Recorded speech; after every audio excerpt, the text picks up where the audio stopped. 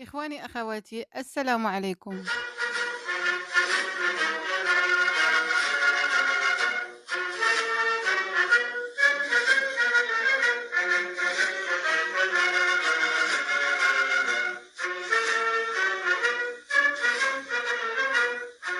لا تنسوا الاشتراك في القناة وتفعيل الجرس ليصلكم كل جديد. Le premier à avoir dénié au Kabyle le droit d'existence, c'était Ben Bella. Nous étions désespérément seuls. Et c'est à ce moment-là que l'histoire a basculé. L'Algérie a décidé de nous traiter de terroristes. C'est quoi l'opération Zéro Kabyle? C'est la dékabilisation de l'ensemble des institutions de l'État et surtout les institutions militaires. Nous nous sommes retrouvés face à l'armée algérienne qui a tiré sur nos enfants. Nous avons décidé de prendre notre destin en main et de ne plus nous reconnaître dans une Algérie, à nous dénier le droit à l'existence, à notre langue, à notre culture.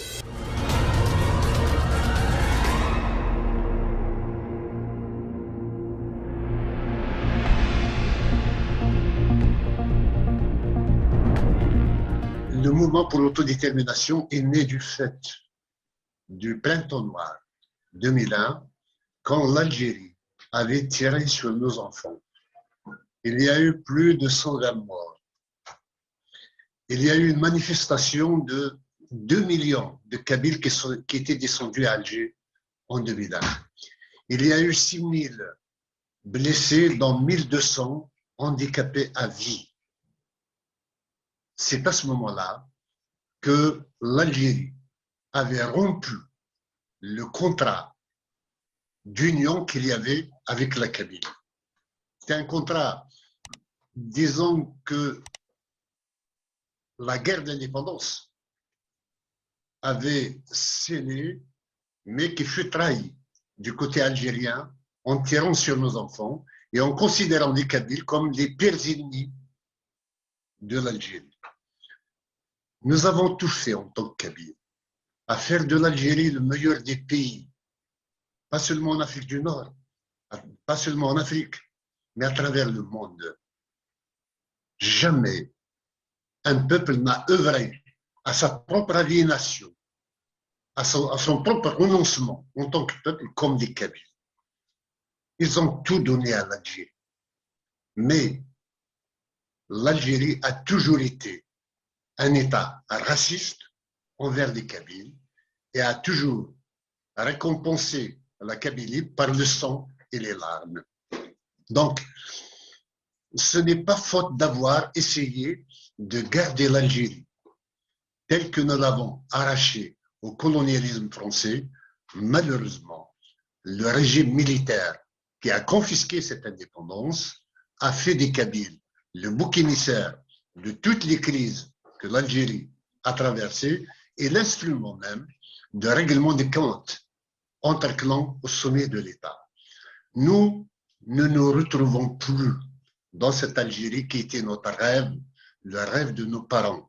Je rappelle que personnellement, je suis le fils de quelqu'un qui est tombé au champ d'honneur pour l'indépendance de l'Algérie, que l'Algérie a traversé, et l'instrument même de règlement des comptes entre clans au sommet de l'État.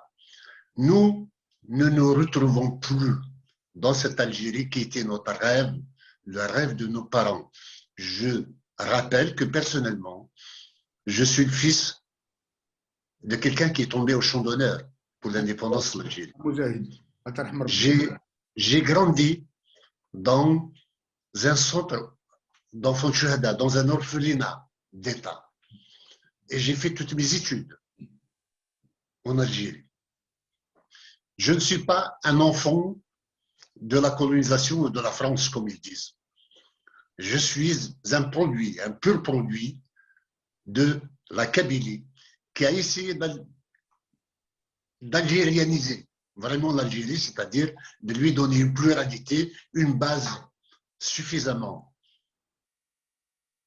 sociale, intelligente, solidaire pour évoluer et fraterniser avec l'ensemble des pays nord-africains avec lesquels nous nous sentons frères. Rien n'y fait. l'Algérie s'est toujours cabrée contre la Kabylie en interdisant sa langue.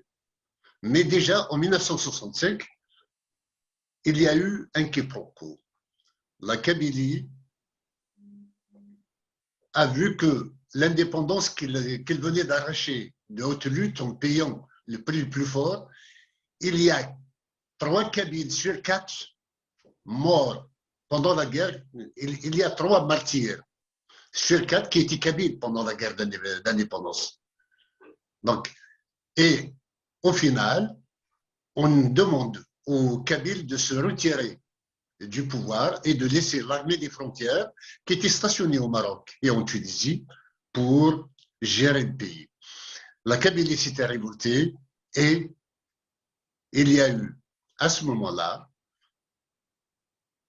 union entre l'armée qui est venue de Tunisie et l'armée qui est venue du Maroc, mais qui se disait algérien, pour prendre le pouvoir. Et c'est l'armée qui a écrasé la Kabylie à ce moment-là, parce que Hussein Ahmed et la Kabylie n'avaient pas les moyens de remporter cette guerre.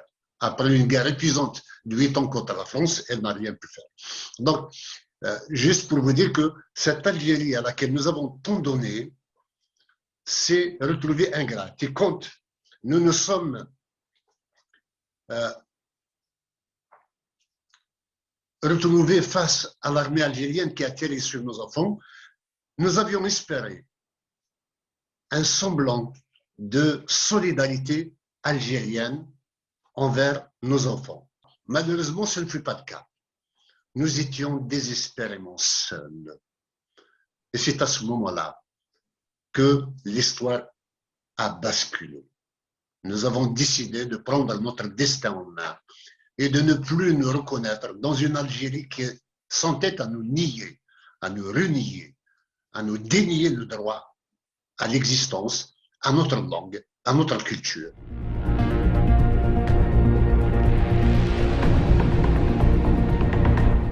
Le premier à avoir dénié au Kabyle le droit d'existence, c'était Ben Bella, le premier président. Boumedienne a accentué la répression contre les Kabyles. Il se trouve que dans les années 70, trouver un alphabet tifinagh dans la poche d'un enfant kabyle, il était passible de la mort sans même être jugé. Et ensuite, il y a eu la déflagration de 1980 qu'on appelle le printemps berbère, oui, ou le printemps amazigh. Nous étions quand même plus d'un millier à avoir été arrêtés en ce moment-là. Je faisais partie des détenus, j'ai été torturé en 1980 au commissariat central par le commissaire Smaïl. Ensuite, après Boumedienne, c'est Chadli qui est arrivé, donc Chadli a été un anti-kabyle à mort. Juste après le printemps berbère, il était venu à Tizi Ouzou pour inaugurer une nouvelle cité. Il a mis dans la pierre fondamentale, la pierre d'angle, il a mis un parchemin dans lequel il était dit que la Kabylie n'a pas raison et qu'elle doit absolument renoncer à ce qu'il est. Ensuite, c'est nous qui avions, avec nos coups de boutoir, réussi à démocratiser l'Algérie.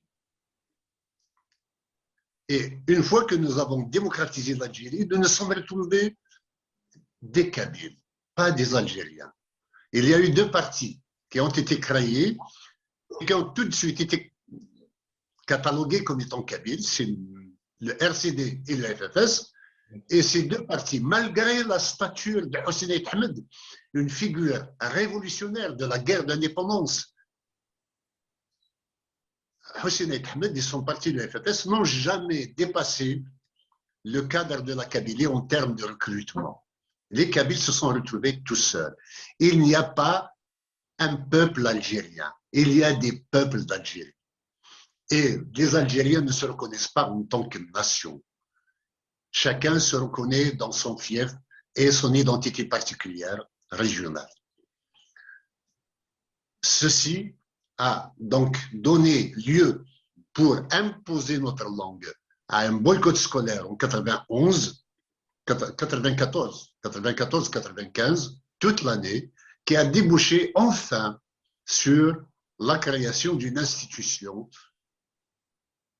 culturelle, linguistique, qui s'appelle le Haut Commissariat à la majorité.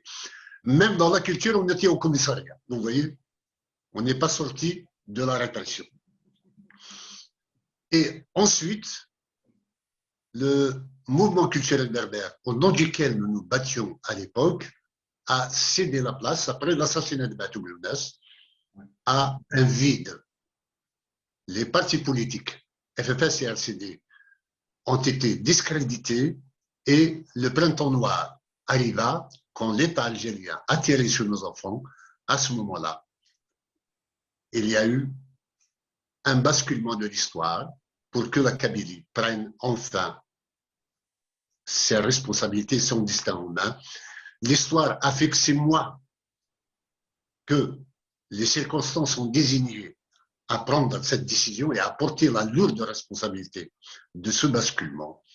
Et chemin faisant, nous sommes partis de l'autonomie et nous sommes passés par la mise sur pied du gouvernement provisoire, la NAVAD, en 2010, le 1er juin 2010. Ensuite, nous sommes passés de l'autonomie à l'autodétermination au mois de novembre 2013 et en 2016-2017, nous sommes passés au droit à l'autodétermination. Nous comprenons l'ensemble des enjeux géopolitiques qu'il y a à travers le monde et nous avons été les premiers à dénoncer le principe de l'intangibilité des frontières héritées de la colonisation. La colonisation n'était pas bonne. Elle était faite pour des intérêts occidentaux, des intérêts des colonisateurs. Et ces frontières ont piégé l'avenir de nos pays et de nos peuples. J'ai écrit un livre qui s'appelle « Le siècle identitaire », justement, pour revisiter cette histoire et dire que la colonisation et les frontières héritées de la colonisation sont l'un des plus grands crimes après la traite d'esclavage, après l'esclavage de l'humanité, donc au temps moderne.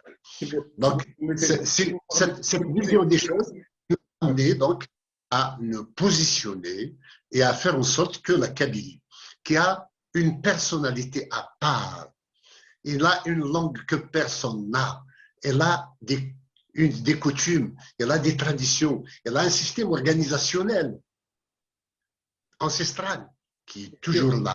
Est-ce qu'il n'y avait pas moyen des valeurs qui lui sont propres et par lesquelles elle voudrait construire son avenir pour ses enfants, qui soient respectueux du passé, mais qui se lancent dans l'avenir de l'humanité pour être citoyens du monde, mais aussi en étant des gens qui apportent à l'humanité quelque chose de plus positif.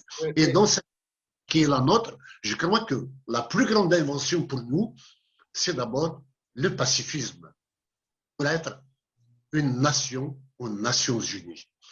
Elle a tous les attributs nécessaires. Mais pour revenir à ce qui se passait dans les années 50, les mouvements de libération nationale par la violence, nous avons préféré le choix de la non-violence. Pour nous, c'est un principe de base. En termes de droit, nous sommes prêts à affronter qui que ce soit à travers le monde et devant toutes les instances internationales.